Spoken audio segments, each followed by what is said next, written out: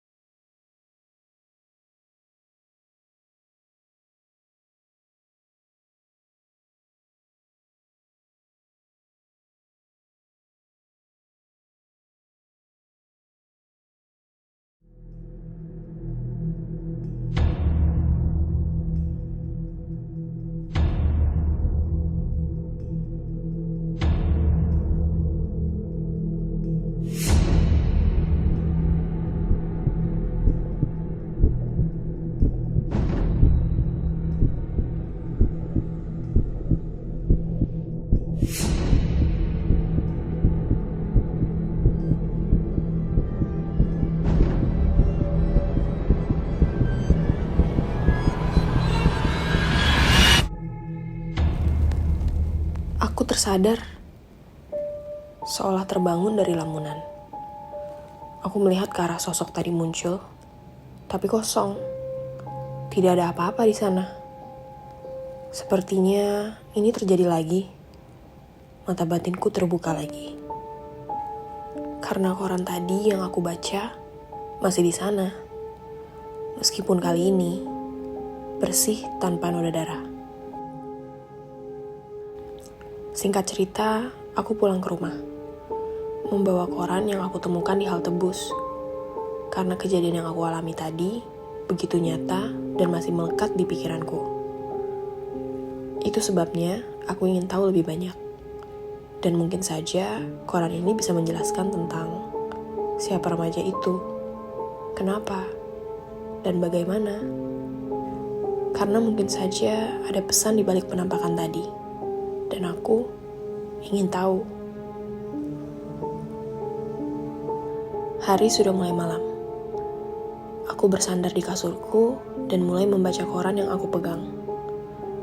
Dimulai dari judul berita, lalu paragraf demi paragraf. Aku melihat kata yang sama berulang kali. Layangan.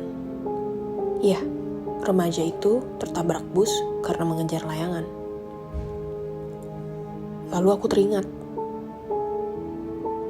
Kejadian itu sepertinya aku tahu harus apa. Aku segera bergegas, mengambil sweater dan berlari keluar rumah. Berlari menuju toko layangan yang berada tidak jauh di depan komplek rumahku.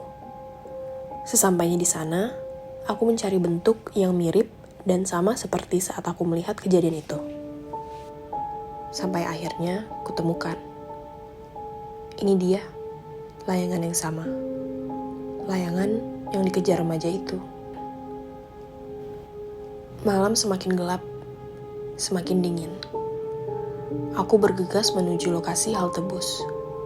Tempat yang sama di mana kecelakaan itu terjadi. Tempat yang sama ketika aku melihat sosoknya. Dan sampailah aku di sana, berdiri di pinggir jalan yang sama. Hanya saja, kali ini aku di seberang halte. Tempat di mana seharusnya layangan itu berada di hari naas itu. Entah kenapa malam itu berbeda. Ini terlalu sepi. Sampai aku tersadar bahwa halte ini memang tidak ada jadwal bus malam. Sunyi sekali. Sampai-sampai membuatku ragu. Tapi aku sudah sampai sejauh ini. Tidak ada banyak alasan untuk mundur. Masih sunyi. Tidak ada apapun di sana. Sampai hawa dingin mulai menusukku. Bulu kuduku mulai berdiri. Aku tahu. Ini dia. Ini saatnya keberanianku akan kembali diuji. Sesaat lagi, pasti dia akan muncul. Lalu, aku mulai melihatnya. Berdiri mematung di trotoar seberang jalan, berdiri menunggu sesuatu. Angkat layangannya, tunjukkan layangannya. Seolah ada suara yang berbisik di kepalaku. Tanpa sadar, aku sudah melakukannya. Tanganku sudah terangkat dan melambaikan layangan itu. Dalam sekejap, aku turunkan lagi layangan itu dan menggenggam layangan itu sekuat mungkin. Karena dia mulai bergerak. Sosoknya semakin dekat, semakin jelas, dan aku terkejut setengah mati. Truk besar melaju melewatiku dan menembus sosok tadi, seolah menghamburkan semua fokusku. Kemana perginya sosok tadi? Hilang. Di mana layangannya? Di mana? Aku merasakan cengkraman kuat di bahuku, membuat badanku terkunci. Lemas terasa di sekujur tubuh. Ingin terjatuh rasanya. Tapi aku justru hanya mematung, seolah dipaksa tetap berdiri. Dia di belakangku. Wajahnya muncul dari balik bahu kananku. Aku tidak bisa menoleh. Badanku masih terkunci. Tapi ekor mataku bisa melihat wajahnya. Penuh darah dan seringai di bibirnya.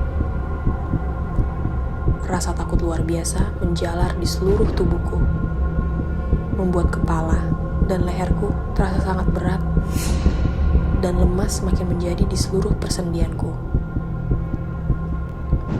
Tiba-tiba suara itu memecah kesunyian. Suara yang muncul dari sosok ini, seolah membuat detak jantungku berhenti. Setengah berbisik, dia berucap,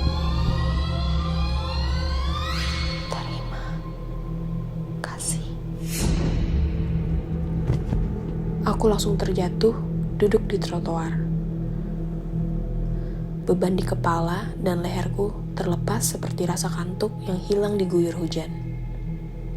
Sosok tadi menghilang entah kemana. Dan sesuatu terjatuh dari langit. Layangan itu melayang turun perlahan, sampai akhirnya mendarat tepat di depanku. Sejak saat itu, aku tidak pernah lagi melihat sosoknya. Tapi, semua tidak pernah sama lagi untukku. Setiap kali aku melihat layangan, bukan rasa bahagia yang muncul. Karena aku punya cerita yang tidak mungkin pernah hilang seumur hidupku. Tentang dia yang pergi, meninggalkan dunia ini, sebelum sempat menggapai layangannya.